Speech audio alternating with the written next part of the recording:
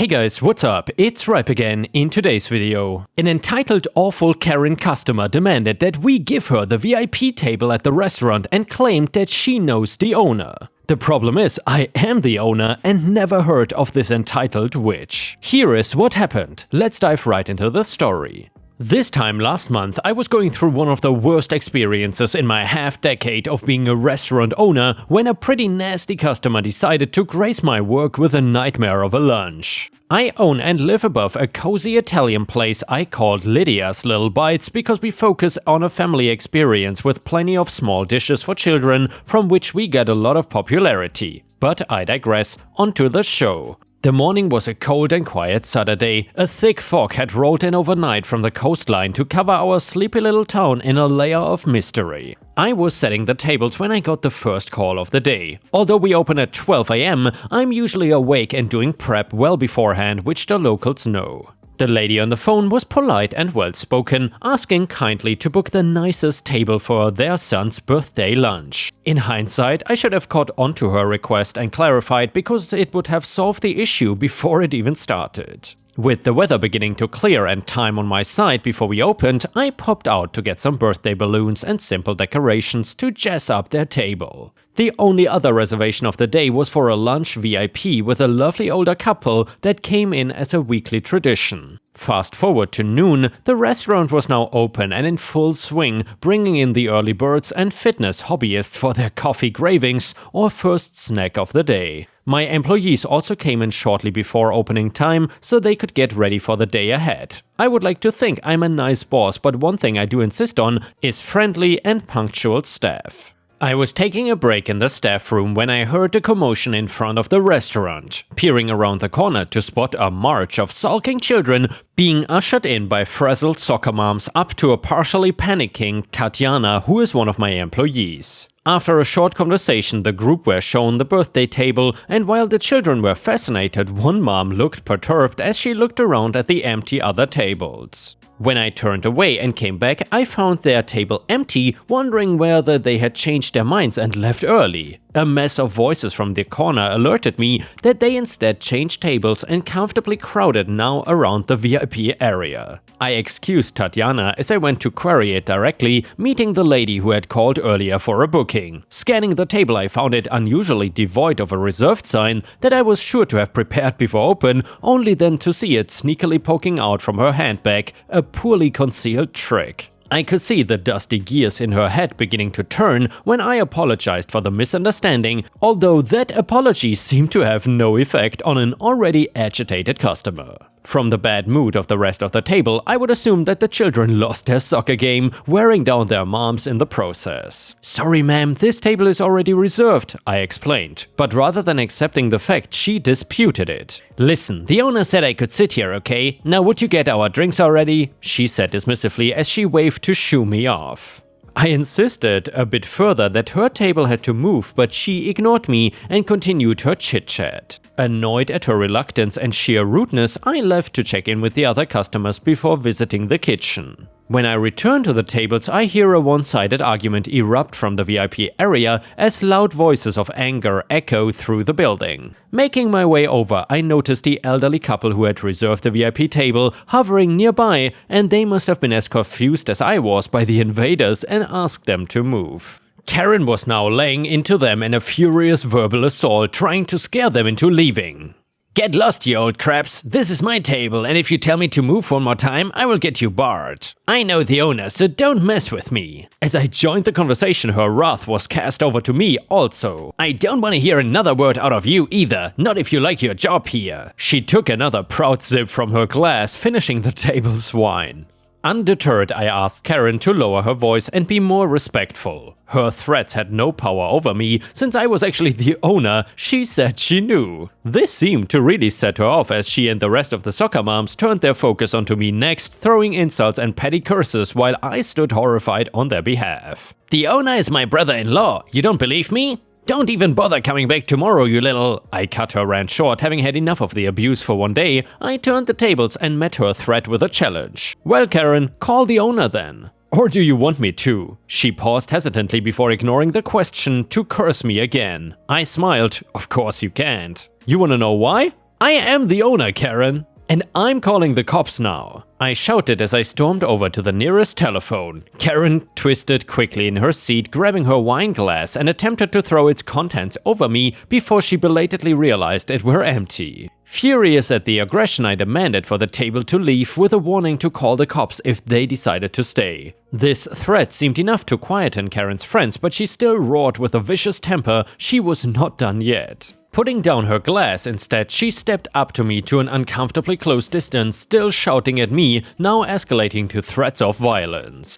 "Back up if you know what's good for you," and similar such arguments. When I refused to back down or submit to her authority, her temper took over again as she rather suddenly and forcefully pushed me back, sending me crashing to the floor some meters away. The soccer mom messed with the wrong person today, and I was hell-bent on making sure they got what they deserved. I left the room for the nearest phone, walking away from the argument that continued as she shouted after me. As I nearly rounded the corner, I heard gasps and paused just as something heavy and glass smashed into the wall next to me. The bottle exploded, showering myself and the wall with glass shards and splashes of a light amber liquid. The room fell silent as we processed what had happened. Even Karen now had finally shut up. On realization of her actions, she hastily scooped up her handbag and made to escape out the door, stopped by another customer that blocked her path. As she wrestled past them, I made my move to apprehend her, shouting for help so that we could take her and await the cops. 10 minutes of screaming women and crying children later, the cops did arrive, hauling Karen away after realizing that she would not cooperate to questioning very well. I had to close the restaurant while I followed them to the station for my own interview, cooperating as best as I could to their questions and demands. A few hours later, I was released after they established the full facts of the incident, and I decided to press charges on Karen. I found out sometime later that Karen's lawyer had advised her to plead guilty to the offense for a lenient sentence, which I was all too happy to agree with as long as her punishment was just. She was sentenced to $1,000 in damages to the restaurant/me and ordered to a mandatory course of anger management by a court-appointed psychiatrist. While I did not doubt the therapy would help, I blacklisted her from the restaurant because the last thing I wanted was for her to come back seeking revenge or to repeat history. And yeah, V.I.P stars, I would love to know, if you would be the owner of that business, what would you have done if you were faced with such a Karen customer? Let us know in the comments, and while you're at it, I would very much appreciate it if you could like the video and leave a comment if you want to support me. Thank you so much in advance. And the next one is titled, "Neighbor repeatedly stole packages from my doorsteps and then threatened to sue me for catching her on video." The stupidity of the human race will never cease to astound me, but I will admit that things happening to you versus just reading about them is totally different. I'm a long-time lurker and lover of reading these kinds of stories, but until now I never had anything to actually write about. Enter the antagonist of the story, neighbor that lives down the block from me. Reason she is the antagonist is in the title, but to give a little bit more info, she is a total porch pirate. I could not think of anything else to really call her, so I'm just sticking with the classic neighbor title. I want us all to mentally jump back in time to when the pandemic started and buying things online in a lot of households skyrocketed. I was one of those people since I have an underlying condition and I wanted to be careful. With the increase of packages being left on porches, it meant an increase in a-holes trying to steal them. It was really annoying because we were not doing amazing on money, so when something got stolen, we basically got stuck paying for something we did not get, which is just as bad as throwing it out of the window. We could not tell the company that we never got it because mainly it would be a horrible lie because we know it was delivered and they knew it too. They would text a picture of the package sitting nicely on our porch. It got to the point that if I expected something, I was waiting right near the door so I could grab it right when I got the message that it was delivered. I had a life though and a job that I was trying to do out of my home, so that was not always an option. I did not know yet who was taking the packages and I decided to spend money that would have been better off on something else on one of those doorbell cameras. I know they are not that much money, but for us it could have been used for many other more important things. The package stealing was out of control though, and we wanted answers. In fact, we wanted answers so badly that we came up with a plan. For about a week we would put boxes on our porch that had cheap stuff from the dollar store or stuff we had and did not need. Then used old boxes to make it look like they were new and delivered. Each and every time it was stolen by the same person, and of course it was neighbor because she is the villain here. At that point we knew who was stealing our packages and we had her on camera. At this point I was not really sure what to do, since I know most stories of porch pirates just have them getting away with it. After some thought, I went with the approach to send her the videos of her stealing the packages and telling her that I know she is doing it and she better stops. What I did not expect though is for her to come banging on my door and screaming until I opened it.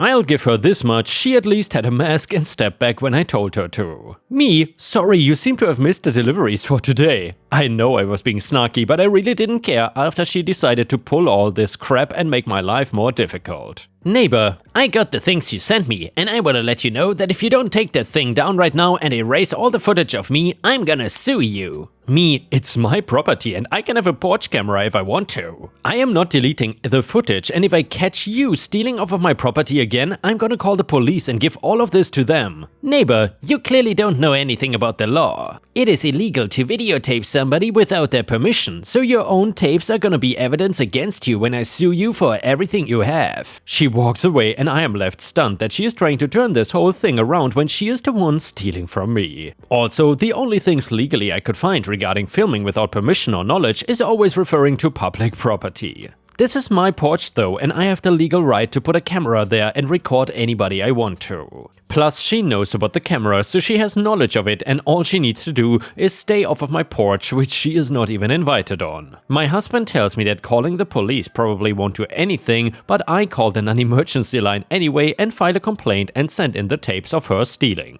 This does not seem like enough though, so I decide to go one step further to get revenge on my neighbor. My guess is that if she is stealing from me, then she is stealing from other people in the neighborhood too. Since she knows I have the camera and that her threat to sue me is useless, I had a feeling she was gonna back off for a while and hit some other porches. I took a still image of her on my porch that showed the most of her face and put it into a document. I wrote about how others should beware because we have a porch pirate in our area, and then I printed a bunch of copies and went outside carefully putting the papers into people's mailboxes or in their screen doors. It did not take long before I could hear talk around the whole neighborhood of how they did not know that she was the one really stealing their packages. So yeah, it turned out my hunch was right and she actually had been stealing from multiple homes, and now everyone was on high alert for the neighbor. I think some others got cameras and some just kept a really close eye when they knew a package was coming. So we basically stopped neighbor from stealing from us, but I was still worried that she might just pick a new block or neighborhood.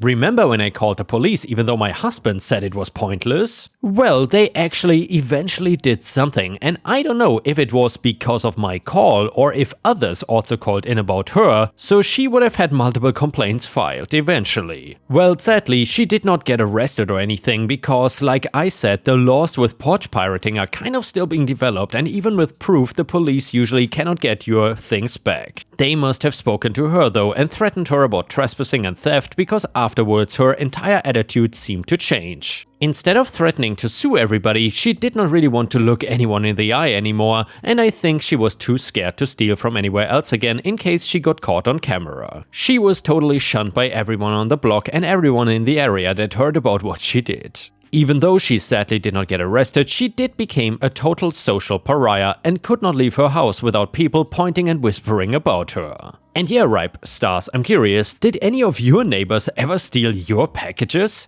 I think that Karen in this story got off way too easily, and I definitely would have gone to the police, so this entitled person would have faced some consequences. Let me know in the comments what you would have done if this happened to you. Anyway, the next one starts like this. I worked as a server in a fine dining restaurant in a touristy town in Florida. The owners, a husband and wife team, were notorious for being cruel and petty bastards, but it was 2008 and I had just been laid off, so I had to take anything. On top of that, I was engaged to be married, paying for the wedding ourselves, and planning a move to New York City as well. This could be an incredibly long story, so I will just give a few examples of their cruelty. Number 1. A dyslexic server who trained me fired a week after I started because he took too long to write the specials on the chalkboard. They knew he was dyslexic. Then his replacement, December 23rd, she was fired for selling the wrong bottle of wine. While this was definitely her mistake,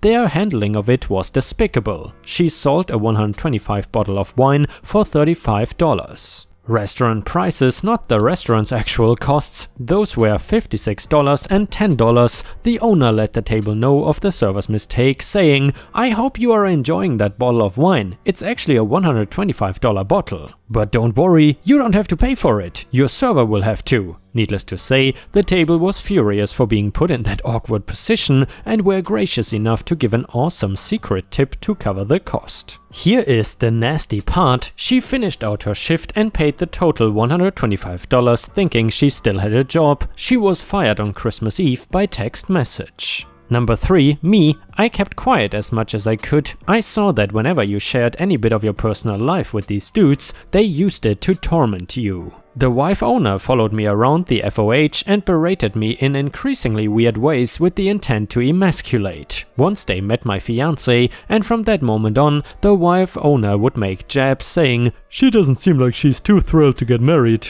or "She probably expects better," and then laugh it off like she was just joking. It was my strategy to just eat crap and save money and not let it bother me. She figured this out right away and got downright sadistic, trying to see how far they could push me and see what I would do without complaint. I managed to suck it up for 2 years thanks to alcohol, no backbone and financial need. My breaking point was when she told me to take away the chair our hostess was sitting in when no customers were around. Granted, sitting on the job is supposedly unprofessional, but she was an elderly woman, sick and working outside. The hostess wouldn't dare to call in sick as she was working here illegally from Hungary and similarly had to eat as much crap as was thrown at her. So rather than talk to the hostess and possibly take over for her sick employee, she asked me to snag the chair from her without explanation. Here is the screwed up part. I did it. I damn did it. The hostess understood. Really, what could she say? She knew what was happening and gave me this look of understanding that I will never forget. I got a few feet away and put the chair back, looking straight back at the vile crap stain that asked me to be cruel to another person for her amusement. The owner didn't say a word to me about my subordination and gave me the cold shoulder for the rest of the evening. 2 weeks later, I was closing out my tips and receipts with the husband owner. I had counted my bank prior to cashing out with him as I always did. Everything added up just fine. Turns out he had secretly added in a cash ticket to my till for $150. It showed on the report he printed at 1 minute before running the cash out report. I had only 4 tables, all cash tips on all credit card tickets that night, so it was not hard to keep track of. Lucky me, I thought. I questioned this and said I had double checked my math and he must have made some mistake. His response was, "If you don't like it, there's the door." That pretty much sealed it. I knew what was happening and luckily my brain initiated the "You are about to be forced to quit, so you don't get the unemployment money" disaster recovery response. I refused to pay him and said I will be returning to work tomorrow for my next scheduled shift. And we can work this out then. He said, "F you, get out." I was fired. This was very important. I was fired. I did not quit. I was a month away from moving to New York City with my wife to try to start a career in my field. I just needed 1 more month of saving every last penny I made and I was out. This pretty much screwed me over. So I filed for unemployment stating the reasons I was fired on my last night, which met the eligibility requirements. The unemployment office contacted my former employer for verification and he said I was fired for stealing wine and there were witnesses. My claim was denied. The next step was to dispute the claim. I disputed and it went to the adjudication process, basically what amounted to a phone hearing between my former employer, an unemployment case worker, me and any witnesses. This is where I got revenge. I knew of the upcoming hearing and my employer was notified by mail of the date. The letter explained the process and instructed to line up any witnesses and materials needed for the case. It also stated that you have a period of time to reschedule the hearing if needed. An unemployment worker explained the process to me over the phone before the letters were mailed. I then paid an anarchist punk guy with beer to steal any of their mail from the unemployment office and bring it to me. Leading up to the hearing, I also reported them to ASCAP for playing copyrighted music in their establishment without paying dues. A fairly hefty fine, by the way, and reported some of their more crooked dealings to the IRS. Namely, how the wife owner would use her name as an employee for several of the illegal workers, underreporting earnings, etc. And I also dropped a dead fish into their gutters above their patio, waited a week for the rats to appear, and called the health department. At the time of the hearing, the owner was caught off guard and tried to reschedule. He was not allowed to reschedule because the letter, which he never received by the way, stated that failure to attend the hearing automatically results in a ruling for the other party. He complied and we went along with the hearing without his fake witness. During the hearing I kept calm, but he lost his temper. I answered my questions in a way to get really his anger going, and it worked. The key question posed to my former employer was, had he not stolen any property, would you still have fired him? He slipped and said yes, sending the ruling in my favor. A few weeks later I received my check for all the past month of unemployment. It was enough to get me to New York City. 2.5 years later, I am still married and found an excellent job in my field with great pay, benefits, an awesome boss and union representation. They are struggling to keep the doors open and have both had a host of financial problems. And the next one, too late to the thread, but I will share a story my dad told me about. My dad used to live in an apartment building with assigned parking in. Every tenant had a designated space that only they were allowed to park in. Well, my dad would regularly come home to find someone else parked in his spot. He had asked the guy politely several times not to park in his spot and had even talked to the landlords who had done nothing about it, so one day he got home to find the guy parked in his spot again and decided enough was enough. My dad had always worked on cars ever since he was 13. He had a jack in his trunk and used that to jack the guy's car up off its rear tires. It was a rear-wheel drive car, which meant my dad now had control of the car. Using the jack, he pulled the car across the lot and left it somewhat hidden behind a dumpster. Then he let the car down, put away his jack, parked in his spot and went up to his apartment. Later that day, he got a knock on his door. It was a police officer with the inconsiderate neighbor behind him. The officer asked my dad what he had done with the neighbor's car, and my dad looked him right in the eye and said, "He parked in my spot and I have asked him several times not to do so." So I lifted his car up and set it over by the dumpster. Now, to give you an idea about my dad, he is 6'5" and back in the day was really well built. He also has only one eye and the fake one he has got that had always been too small, giving him a constant madman look. When he told the officer that he had lifted the car and moved it himself and even pointed out where the car was through his apartment window, the police officer's eyes got as big as dinner plates. He turned to the neighbor and said, "Sir, I recommend you never park in this man's spot again." The guy stopped parking in my dad's spot after that. And with this, we have reached the end of the video. However, if you cannot get enough of my content, please check out my endless playlist, where you can find thousands of hours of content. In addition, please don't forget to subscribe to my channel to not miss any of my daily uploads. Thank you so much in advance, and I hope to see you again tomorrow.